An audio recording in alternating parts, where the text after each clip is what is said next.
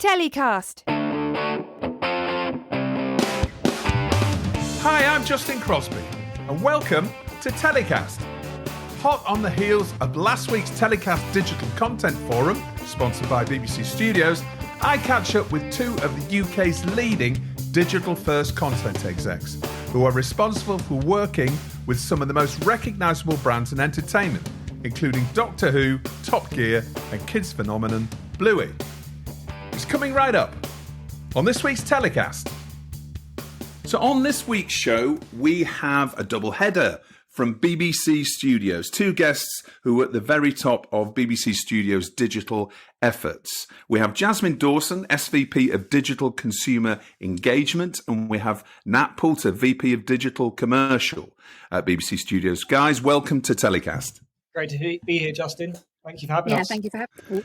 Not at all, not at all. Great to have you both on the show. It was great to see you at the Telecast Digital Content Forum last week, of which you obviously both did a keynote, which is fantastic. And we'll come on to talk a little bit about that later in the show.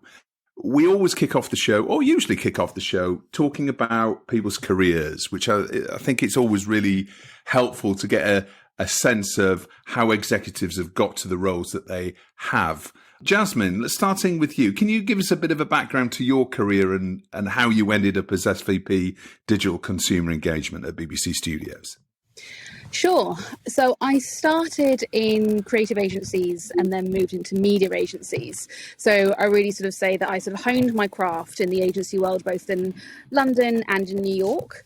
I enjoyed and still enjoy that pace and sort of the creativity that is driven by the pace of the agency world. And I also worked across so many brands and several industries. So from Revlon to AB InBev to British Airways to New York Times. Within agency roles, I also went in-house at several of these as well. But it really allowed me to understand the difference between that response-driven environment for brands such as the New York Times and Hulu, and also sort of branded models such as Revlon and Mars. I worked on scaled digital products where these brands were trying to become creators as well as drive their own revenues. And I thoroughly enjoyed working across these. My work won awards and recognition through Adweek, the Shorty Awards, and at Cannes Lion, as well as sort of leading bigger and bigger teams. I think the difference between sort of working in London agencies and New York agencies was striking. And having spent 6 years in New York at what's now called Essence MediaCom, back then it was just MediaCom, I decided to return home for family reasons, but also because I had just found that I really wanted to move towards a values-driven business. And that's not to say that agencies aren't values-driven, but I do think that ultimately they are not in charge of their own destiny. And I wanted to be somewhere which was solving crunchy problems like I was doing for all of the brands that I was working on, but I wanted to do it at a place where I felt that had a values-driven business. And I also wanted to move closer to the content. Throughout my career, I've worked within digital. I've always been in digital, and it's always been close to the content business. But it's what really inspired me, and it's what I wanted to be able to make sort of the second part of my career about. Right. Okay. That's really interesting, because coming from that brand-focused digital media agency side and having experienced work and culture and approach to digital and an approach to marketing, both in the States and in the UK, you're obviously pretty well placed to understand, how the whole digital content model is moving. So in terms of New York and in London, then, which centre do you think is more advanced in terms and more sophisticated, if you like, when it comes to brands investing into content and building their engagement with consumers through digital content? Which side of the pond is more sophisticated? I think they're trying to solve different problems. You've got a smaller market in London and you've got smaller budgets, but I think there is potentially more innovation this side of the pond because you need to do more with less.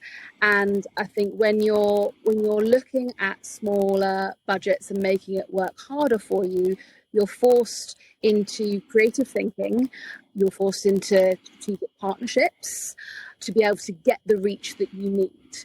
Whereas in New York, I think it's a different set of challenges. I think you've got a huge market, but made up of very different territories who need different types of messaging, and one campaign can't solve for the entire territory, and therefore localization and really clear state by state content strategy is really called for.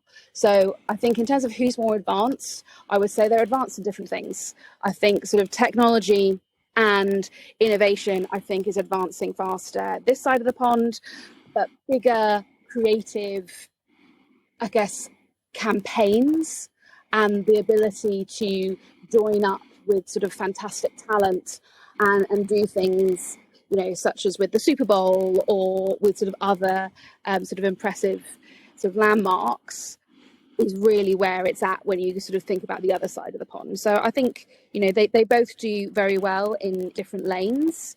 And I think it was really helpful to get an understanding of like how to innovate with smaller budgets, because then when you in London and then move over to New York and have 10 times the budget, but the expectations of cut through and reach were really, really high in the US.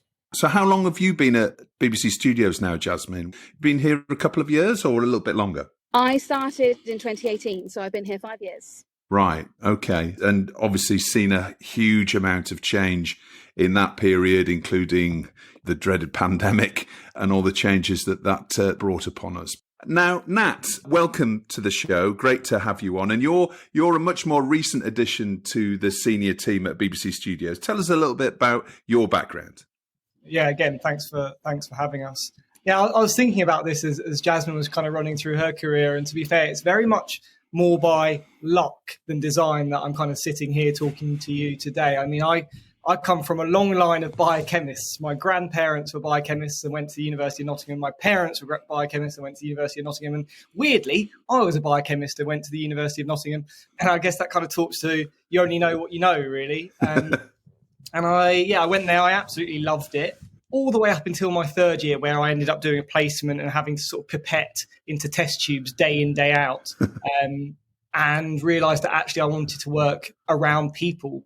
And so I kind of fell out of that degree, applied for graduate programs, which is kind of what you did back then, I guess. And I ended up joining the John Lewis Partnership leadership program, and thought, you know, what will give me more access to people than being at the cutting edge of retail? And it certainly did that. I lasted about 11 months there before I quit in a ball of flames, because I realised that actually retail teaches you a lot of lessons, and I couldn't quite keep up with the pace, I think was the honest truth of it.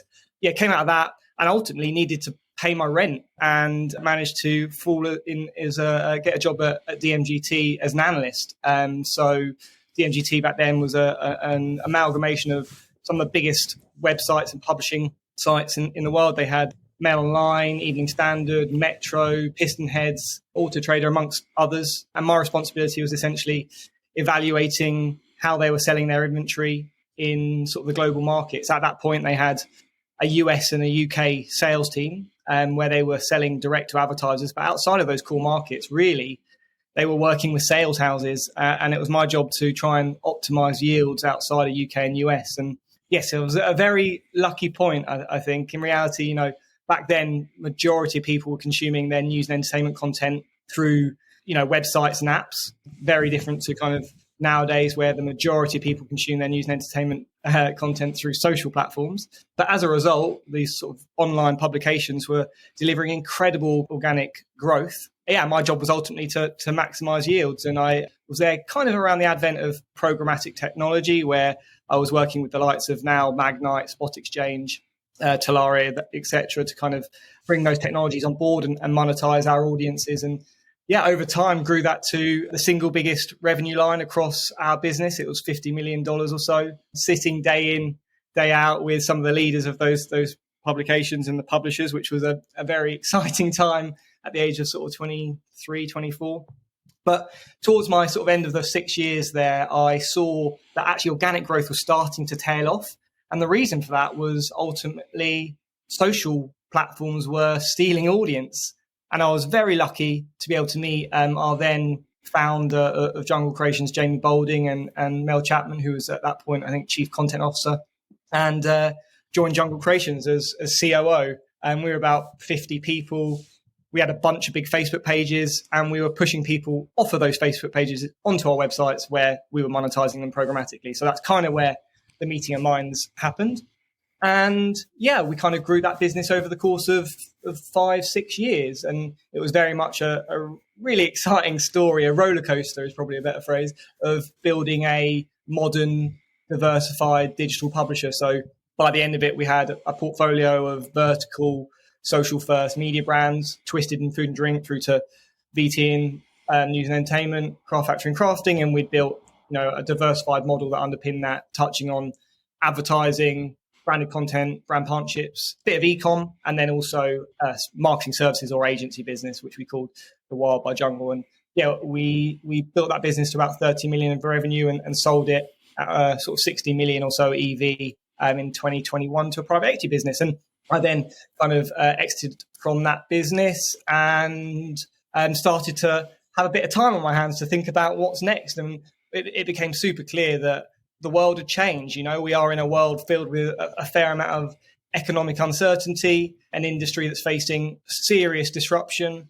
And I think the playbook has changed a little bit, where so many publishers have been focused on maximizing the Google search algorithm or Facebook social algorithm to deliver reach. Actually, the pendulum is swinging more to sort of verticalized, specialized media brands and IP that's sitting at the heart of it. And yeah, I was very lucky to be able to meet Jasmine and the team and sort of see where Studio's vision was and where they wanted to go. And I really think, they're very well placed to build that sort of cross-platform digital consumer proposition with some fantastic IP at its heart. And so, yeah, 4 months in now at BBC Studios, and very much got the bit between my teeth. We've got some fantastic people creating some fantastic content across some brilliant IP, and very well placed to hopefully ride a fantastic wave as we go forward. It's really interesting because obviously we had Mel on last week's show and she talked us through the development of Jungle Creations. So that sort of very neatly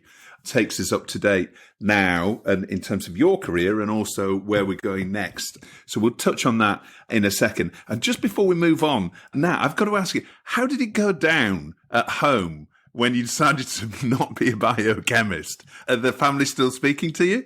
To be fair, they were very understanding. They realised that I needed to go and do something with a bit more energy and dynamism. I think the bigger issue was when I quit that graduate programme, there were a lot of tears. I mean, I can still remember my mum being like, how are you going to pay your rent? You've just applied for one of the most competitive graduate programmes and you've left within 11 months. What are you doing? That was the bigger issue. But we got over that, Hindsight is a wonderful thing. There's lots of examples of people who have been really successful, particularly in the media industry, of coming through, lots of different, interesting, varied backgrounds and making that leap when it, to a parent, doesn't make any sense at all, but you're living proof that it does. So that's great. Just bring us up to date. We've just had the Telecast Digital Content Forum, of which obviously BBC Studios was headline sponsor. So thank you for that. But when it came to your keynote, which was one of the key highlights of the day, you both presented your vision in terms of the state and the future of BBC Studios. Jasmine, take us through that presentation and give us some of the key takeaways for people that weren't at the event. I think what we were really trying to communicate was sort of three key things. So first of all, to Nat's earlier point, we are set up for success because we are sitting with fandoms galore who are passionate about our amazing IP, and knowing that we have brands across a diverse portfolio, we need to be able to harness these audiences to be able to deliver a sort of a multi-platform approach across digital. And by that, I mean, we shouldn't care about having to drive them to one place. We should know that our fans are passionate about our content, but they're going to prefer one place on one day to another place the next day. It may be on Roblox on a Monday and on TikTok on a Wednesday. And therefore, we shouldn't have that hierarchy. And that sort of second point on being really clear with ourselves that it shouldn't matter to us where we're talking to these audiences, and that we want to create a universe in which every platform is equal to us, and we are therefore adaptive, and we go where our audiences are. And that is something that is really defining our commercial strategy that I'm sure Nat will come on to. I think that third point is then being able to go deep with those audiences. You know, we're lucky in the fact that we've got a global audience for all of our IPs, and that we can entertain them like no other, because we have the ability to create our own universes. So whether it be Bluey, whether it be Doctor Who, whether it be BBC Earth, you know, we're in control of that, and we are able to be able to sort of create sort of something new on Instagram within a day.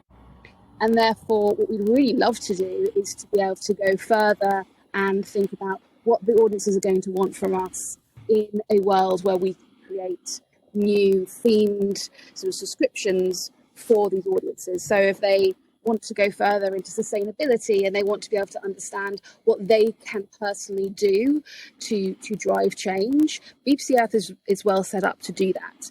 If you're a Bluey fan, and I talked a lot about Bluey of my section, you know, and you want to understand, you know, Muffin and Fox, who are two fabulous characters on Bluey, Bluey's cousins, who have the energy that none of us have anymore, but ultimately have created stories for themselves. If you want to know more about them, can we create a new universe on a platform for these audiences?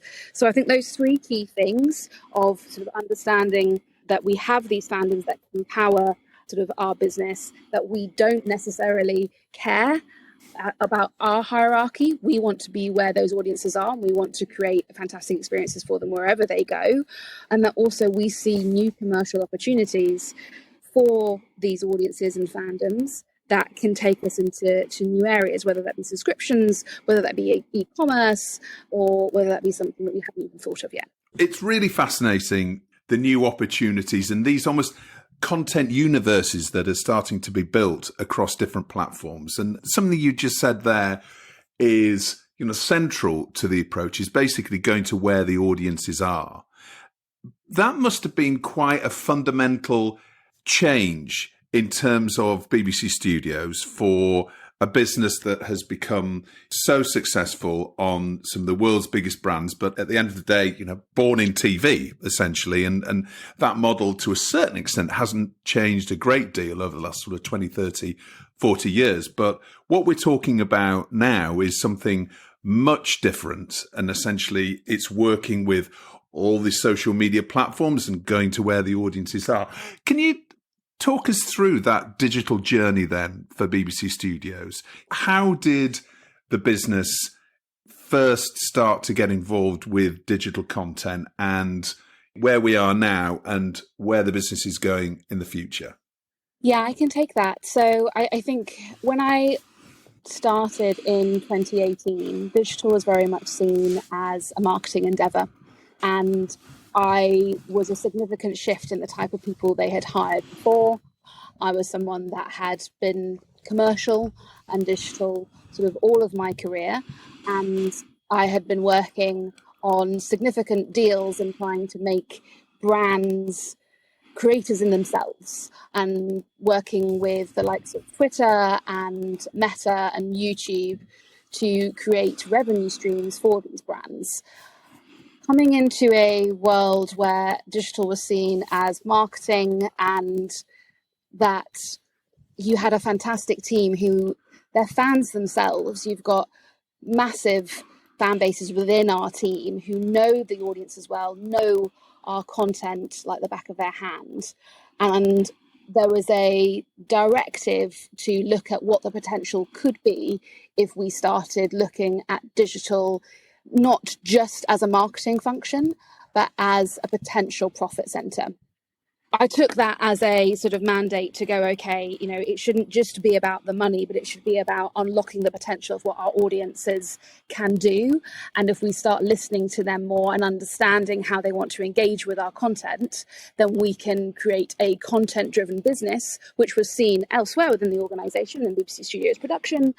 We wanted to be able to show the scale that we could have and look at a business that could be driven by our talent, our audiences, but then also going out and finding new talent and new IP. The crunchy problem that sort of BBC Studios are trying to solve is also one that's also a group sort of crunchy problem as well, is that relevancy issue and making sure that we do stay meaningful to consumers today. And that is very much placed in lots of different areas within the business, but I definitely see a healthy amount of that challenge being sat with me, because whilst not every part of the business can say, I don't have hierarchy and I need to go where the audiences are, we certainly can. And we can show that by doing that, we can be a sandpit in which we can test new formats, we can test new brands, and then we can understand what the potential is for the rest of our business to look at these and take them elsewhere. I think coming on 5 years now, we can see that marketing is essentially an upshot and a side benefit of what we do, which is looking at a content pipeline that can drive our portfolio, that can diversify across multiple revenue streams.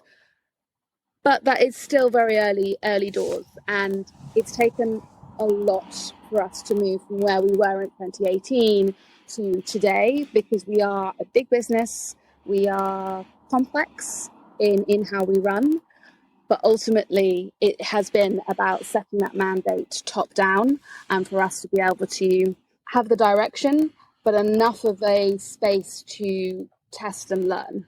Because we can't do everything that, for example, Nat did at Jungle, because we have rules, we have rights, complexities and things like that. So we need to operate in a very different way.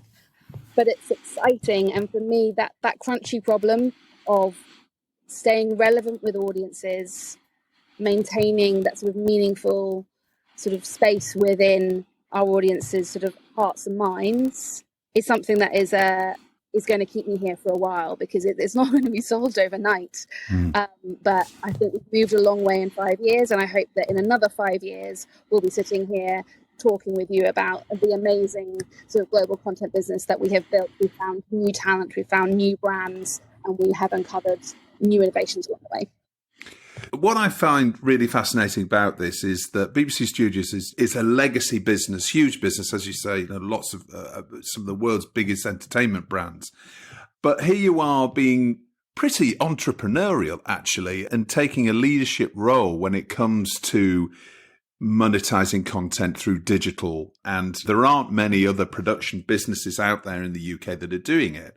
Certainly not on the scale that you're doing it. Now, Nat, obviously you've come from a very entrepreneurial background at Jungle. When we look to the future of BBC Studios and how you see the business moving, what is it from your time at Jungle that you're going to be applying to the future for BBC Studios when it comes to how you're going to do things differently, and also if we can talk a little bit about the commercial model? I think the first thing to note is that there is an appreciation across the board at all levels that the world is shifting at 1 million miles an hour, and there is a need to innovate.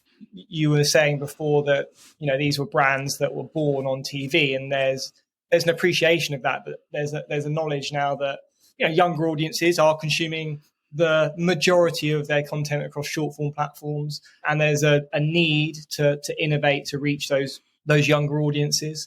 And interestingly, I spoke in the keynote a little bit about the advent of various technologies, be it the smartphone, 5G, or indeed AI, sort of accelerating those content consumption changes. And they've happened at a real pace. And the whole kind of amalgamation of that theme means that we're in a world now where the ecosystem, the distribution ecosystem, is just so fractured. And there is now a requirement to tell really interesting, compelling stories about or through the lens of your brand IP across those different platforms. I think the other thing to take away from that as well, if technology has accelerated content consumption trends and we're now in a place where distribution is fractured, I guess the other key theme that we've seen massively shift is that kind of reach to community piece. And I think, so many publishers, and I said it right at the top, but so many publishers thought that they owned their audience, right? Like you look at old school news publishers, they had X number of page views coming day in, day out. And then when Google changes its search algorithm, their page views to site drops. Or equally, if you had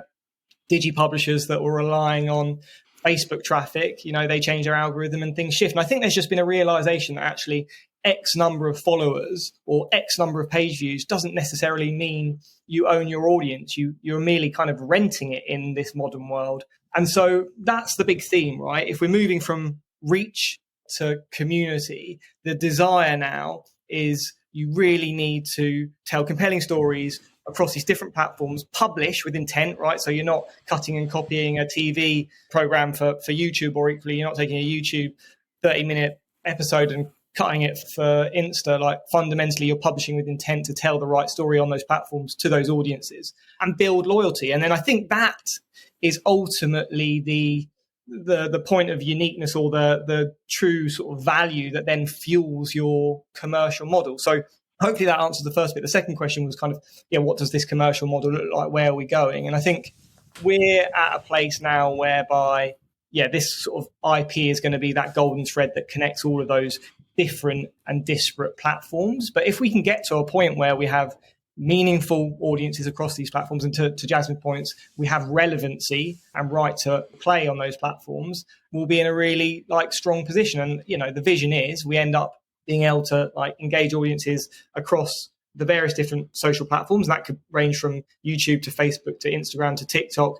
Indeed, we recently launched a partnership with WeAre8, the sort of mindful social media app. But it could be newsletters and podcasts. And I think that's probably the other end of the scale, right? That's more around a more sort of intimate experience, less passive, more sort of people searching you out, more pointed viewing, more sort of meaningful relationships. And that is kind of the whole circle as I see it. And once you've got that loyalty and you've got that fandom, your job is then mobilizing those fans for commercial endeavor. And at the minute, and to Jasmine's point, every business is very different. And so you can't copy and paste a commercial model.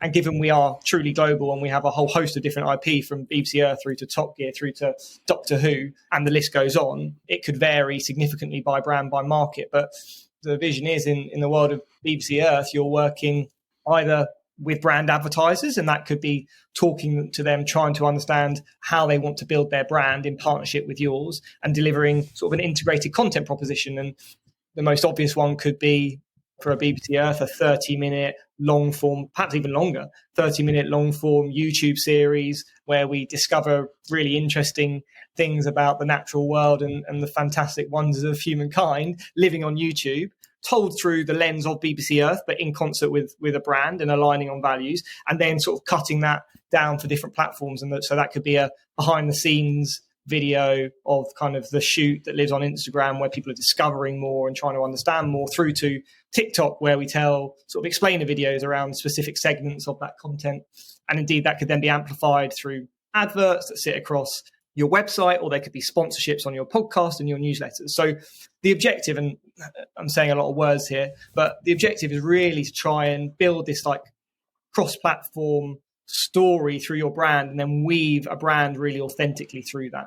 And that's the objective. It sounds like almost a mini universe per brand, if you like. And you talked a little bit about some of your brands, and actually let's talk about that, because you've got these worldwide recognized brands like Doctor Who, and okay, so let's talk about Doctor Who. We've got it's amazing brands known around the world. I know there's a new deal just been done with Disney Plus, which is incredible distribution, going to take the show wider and more international than it ever has been before. But you've got all this cast of characters over the last however many years of Doctor Who's been going. I should probably know this, but I don't, but it's been going a long time. So you've got all these iterations of the Doctor and all these periods of this show, but also you've got all the villains and you've got all these amazing episodes. So even each episode, it has its own universe. So what you're talking about is pulling all these characters out and building stories around them and taking those to audiences, the super fans who will be, monetizing it with them, but also it has a brand building role as well, doesn't it? Yeah, for sure. And I mean, we've definitely come a long way from cutting and comping our library of long form programming down for social. This is very much about creating digital original content for these platforms. So absolutely, we will have these sort of landmark TV programs that go out across our owned and operated channels, but equally third-party distribution channels as well, to reach global audiences, typically through TV or on demand. But then the objective is to create digital original content to dive deeper into those stories and build that fandom. But to the point that you were saying before, right, we've come a long way from just, like I said, cutting and comping content and then just selling ads against it, right? There's a whole host of different skill sets, capabilities, experience that's required. You are truly building a universe within each of these businesses. And it does require different skill sets, different capabilities, different backgrounds and experience. And it does take time, to Jasmine's point, to build that cast and that team to be able to deliver a really diversified, profitable media business. And that's the journey that we're on. It's still, fairly early days, at least for me. I'm 4 months in, but the thing that I feel buoyed by is the fact that all of the ingredients are there. It's now our job to kind of bring them together to make sure that, fundamentally we can build relevancy, build reach across these platforms, and then bring brand advertisers on that journey with us. But equally, there is also quite an exciting opportunity against some of the brands, be it a Top Gear, be it a Bluey, and perhaps further, to build digital consumer revenue. So that could be subscriptions or that could be clubs. And it is just trying to work out, when you're looking at that brand matrix, what does the commercial model look like by market, by brand? And like I said, it's still early days, but all the ingredients are there. So, Jasmine, when we come to talking about the production process for all of these mega brands, presumably you have digital content teams embedded almost in the wider production team or as part of the wider production team, which is making content for these different platforms. Tell us a little bit about that. Are they a sort of a little cell within the team, or are they part of the general production team? Because actually that's quite a fundamentally different approach that more traditional TV production companies, smaller indies, probably haven't done too much of that so far. But going forward, we see the direction of travel. Presumably that's going to be something that they need to take much more seriously. So how do you create all this additional content within the actual production of the show? Yeah, it's a good question, and something that we have been trialing lots of different ways of achieving over the last few years. So BBC Studios Productions make amazing TV day in, day out. We have tried embedding digital production teams within sort of their teams, but they're structured differently. They've got sort of a different sort of pace. And ultimately what we found works best for us is having our platform specialists that are digital natives all in one team. They sit and report into Athena Witter, who's our VP of Content and Programming, and they're there to be able to be that bridge between our fantastic IP and the audience. And what they bring to the table is they understand our audiences, they understand the platforms. They also have incredible relationships with BBC Studios Production. And for me, it is less about how we are set up structurally, and it's more about behaviors and understanding sort of what everyone brings to the table. So we work very closely with the production teams to make sure that we are capturing content on set. We are then taking the content that we have and adapting that for our different platforms, but that we're also extending the story, and that we have that trust from the production unit to be able to do that ourselves. And we have that trust because we've worked with them for a long time. They understand our expertise, and they also understand that that's our part to play. And they don't have that skill set. They make amazing TV for, whether it be for channels, whether it be for streaming services, but they make high-end, premium, impactful content.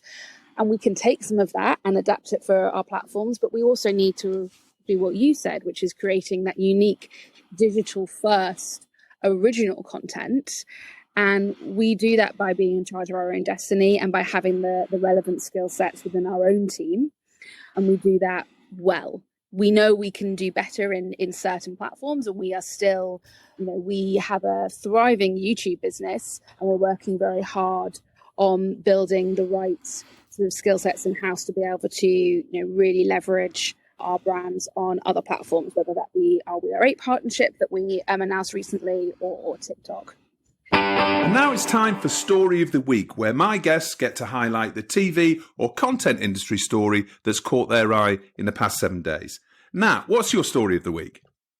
So my story of the week would be about the wonderful Betches being acquired by Lab Bible Group. Jasmine and I were out in New York for Advertising Week a few weeks back, and we saw, I think it was the CMO of Betches sort of presenting their business. I've met the founders a few times. They're a fantastic, all-female leadership team that have built an incredible digi publisher, very much focused on female lifestyle and humour.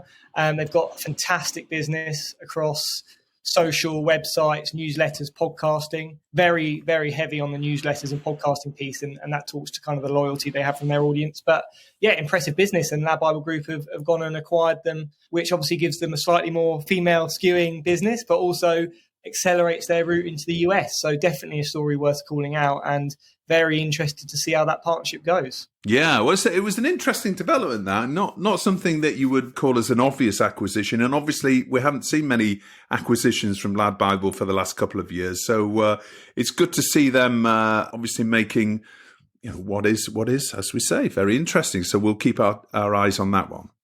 For sure, yeah, it'll be interesting to see how that one plays out. Jasmine, what's your story of the week?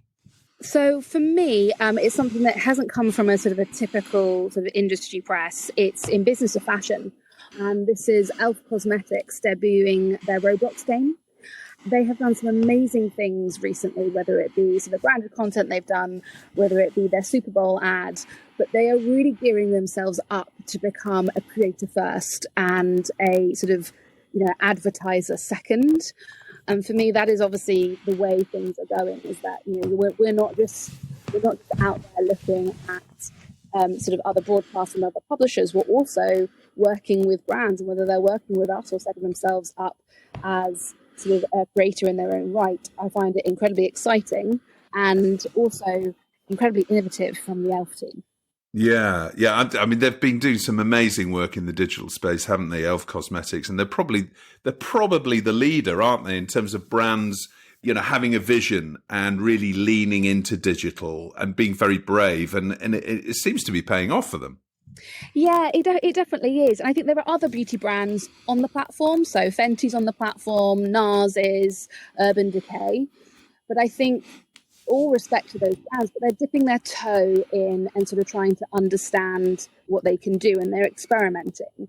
Whereas I feel that Elf really knows their audience and they're sort of understanding what they want to do. It's a new experience, this Elf Up sort of game. It allows players to become startup entrepreneurs in their virtual areas, and they're themed to the company's hero products. And I think it sort of goes to that point of know your audience, understand the kind of behaviors on the platform, and adjust your content strategy in hand. They've also brought some fantastic Roblox creators in, as well as Twitch and YouTube and TikTok creators in. They just are so fantastic at understanding their audience, but also understanding how they can adapt to each of those platforms. They're definitely the leaders in innovating within digital. It's one of those ones which I'm always keen to see what they do next. And now it's time for Hero of the Week. Nat, who's your hero of the week? Well, my hero has to be the fantastic Jamie Balding, my old boss and founder of Jungle Creations. He's been waiting in the wings, I think, for the last 12 months while he considers what to do. And actually last week announced the launch of PackChat, his new venture, which is a sort of mindful social media app that's focused on bringing friends and sort of your closest people together. And I think there's definitely a space for it. His LinkedIn post really spoke to the benefits that come from bringing people together in the real world, and flies in the face of kind of what could be said, a lot of those social media platforms are becoming homogenous messes of short form, algorithmically surfaced content from people maybe you don't know or don't care to know. And yeah, he's definitely he's flying in the face of that. It's a big definitely a big swing, this one, but if anyone's going to do it, he is. And so I'm very intrigued to see how he gets on. He's just about to close his friends and family round. So if anyone's excited or intrigued, then please get in. I'm very happy to see that and happy to support them as well. So here's to that. All right. Well, we'll put a link in the episode description to that story. And who or what are you telling to get in the bin, Nat? I'm currently sitting here in my office looking out at a very rainy landscape. And so I'm going to say British weather can get in the bin. I struggle with the shortening days and the dark nights and the rainy weather. So, that can get in the bin. Yeah. It's kicking in now, isn't it? It's really kicking in.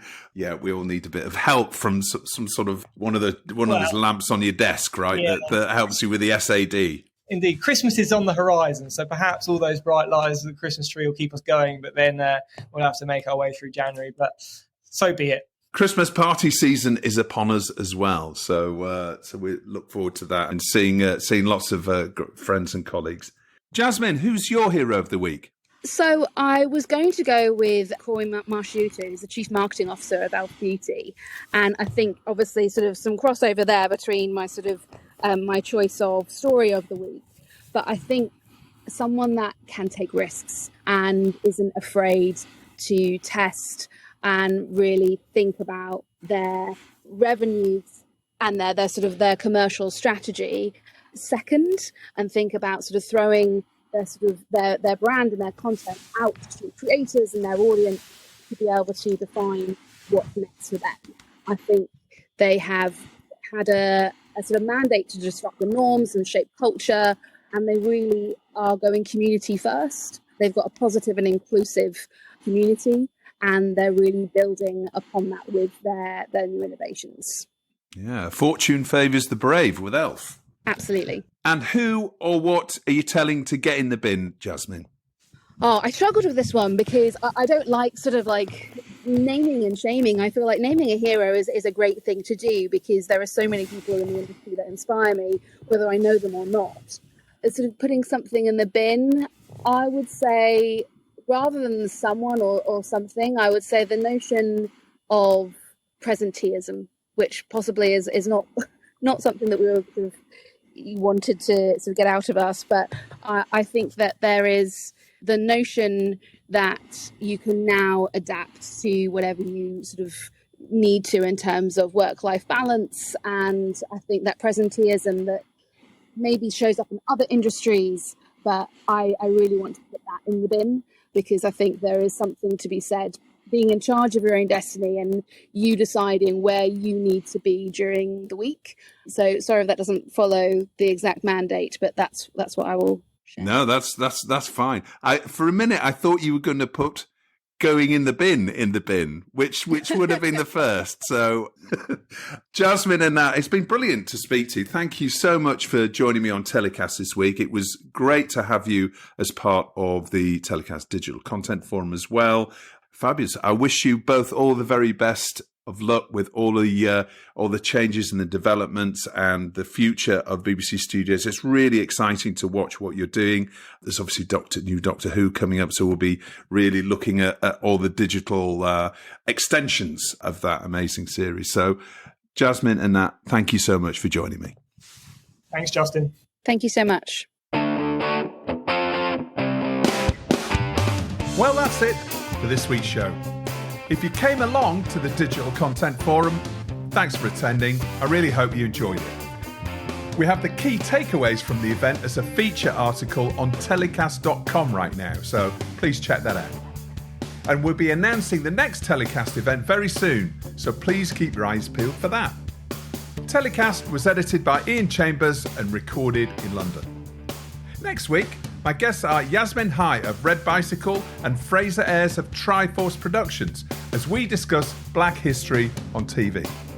Until then, stay safe.